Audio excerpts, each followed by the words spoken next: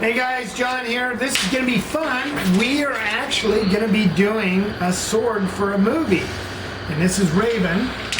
And tell them about your shop and what you do and how you do it and who you do.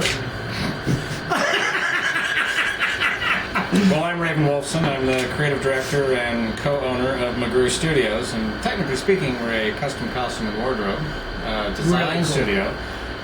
But we work with fantastic artisans like these gentlemen to produce a whole realm of looks and things and feels and stuff, and but no fluff. Mm-hmm. So, no fluff. No fluffing. No fluff. And basically, we're working on with a whole just awesome local production team to produce a short film based on the Robert Jordan Wheel of Time books that is going to go in front of a big production company and big producers that are getting ready to make this project. So what I've come to these gentlemen for is to take this, which is an original design of mine, this sword. And that is the sword the good guy in The good Wheel guy's of sword. Time Yep. is going to be wielding. It's in the books, it's called the heron sword, and it has an emblem on the blade that is, well, it's a heron. And it's pretty iconic as far as the film and the storyline is concerned. Now, everything you see here, I've designed and made out of wood and masonite and luan and, well, whatever else I have lying around. And as I have built it, though, in many ways like a real sword is built. So it actually comes apart into its component pieces.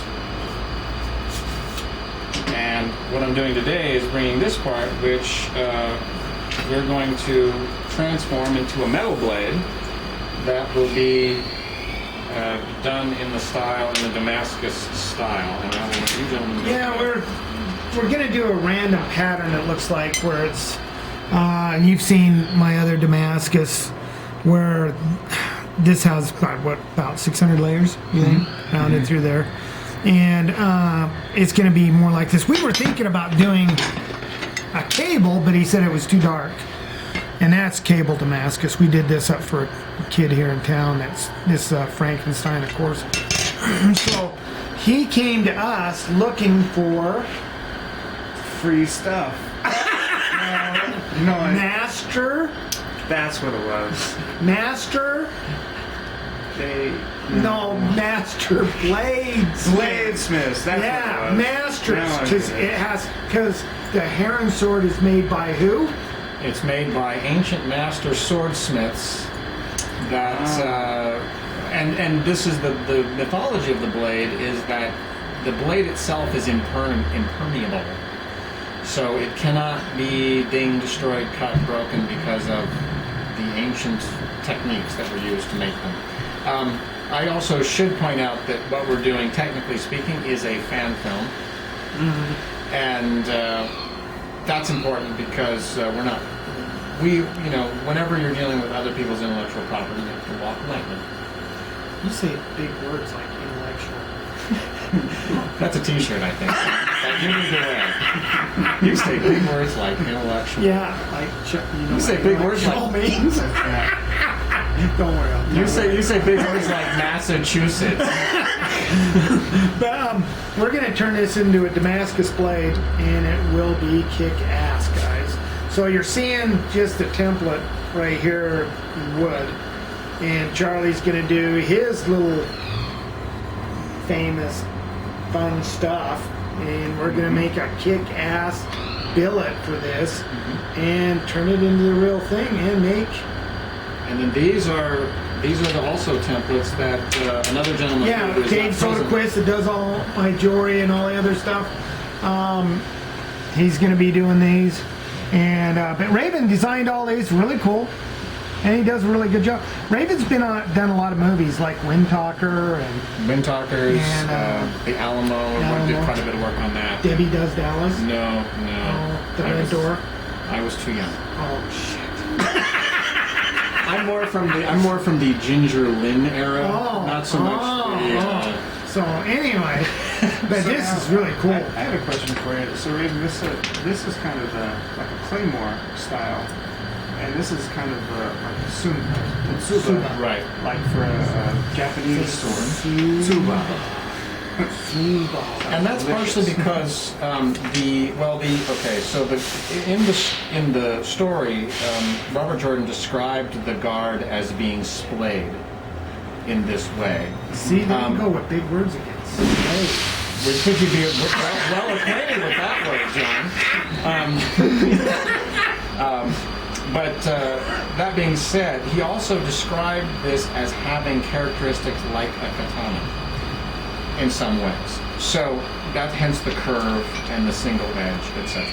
So a lot of what I based this on was various interpretations by all different kinds of fan art. Looking at the fan art and how they've done it. But my goal was to create something that was completely my own creation, because then, of course, I'm not copying anybody else's anything. I'm just being inspired by it. Like a true story, inspired by it. You know, those bad things. And also the other thing, notice that even though this has a very subtle curve to it, it's described as a subtly curved blade. But I also was taking into account that this would have to be probably drawn out of a scabbard at some point. And a lot of people don't think about that. But they don't go, they go, oh, I'm going to make it like this. And yes, and then you have to make a scabbard that goes like that too. Exactly. And it has to have, overall, the whole range of motion has to allow for the curved blade to come all the way out. Exactly. So I made this subtle, and I enhanced the idea that it was curved by curving this more and increasing this angle a little more. Because then what happens when he holds it in his hand, obviously it's going to exaggerate the curve. It's just a trick. It's a trick. And it makes it so that this slides on easily, this would slide into a scabbard fairly easily. But you know, guys, look, he has cruzadas in here and all that. I mean, it would actually extract another blade. It's actually a very usable and fancy garment. Yeah. Well, I am a bit book learned. There you go, using those big words again. Book learn?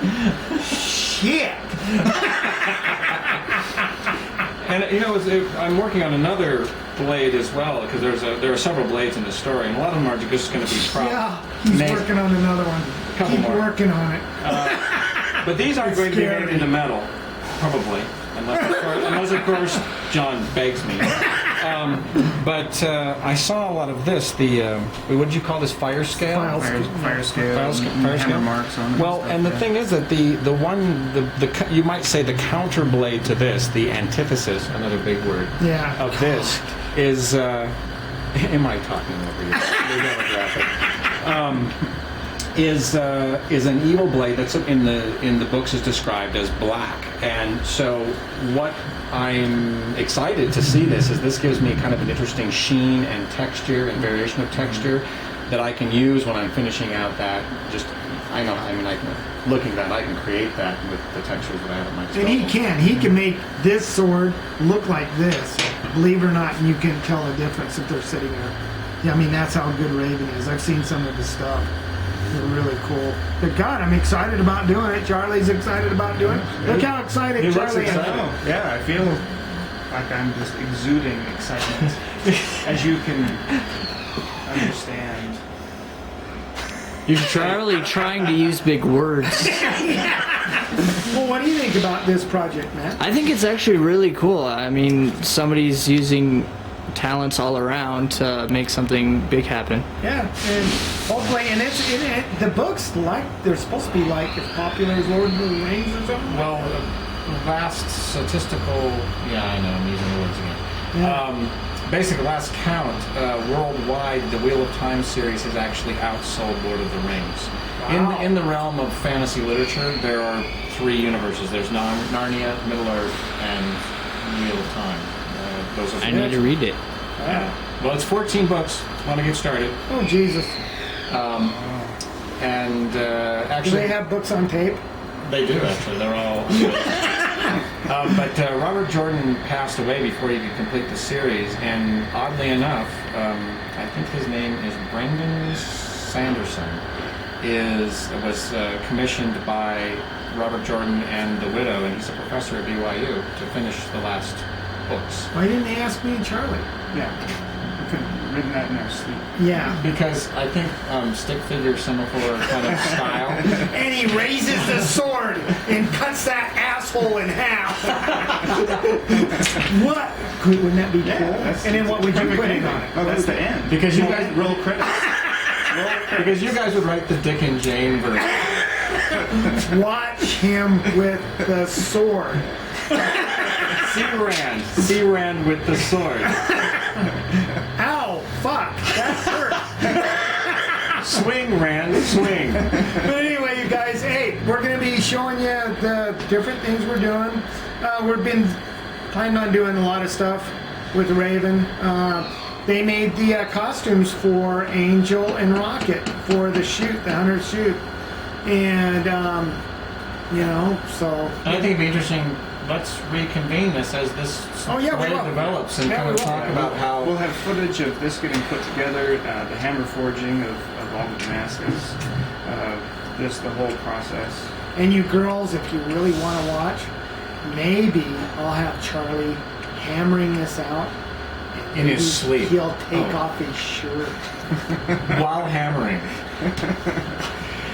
It's happened before. I'm not sure. And it's been known. I've noticed that John's a little excited about that. Yes. Oh, yes. Well, anyway, guys, hey, love you guys much.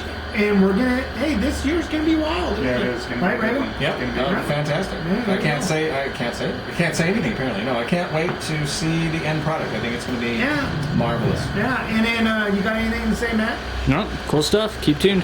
Okay. Keep your edges sharp, your powder dry,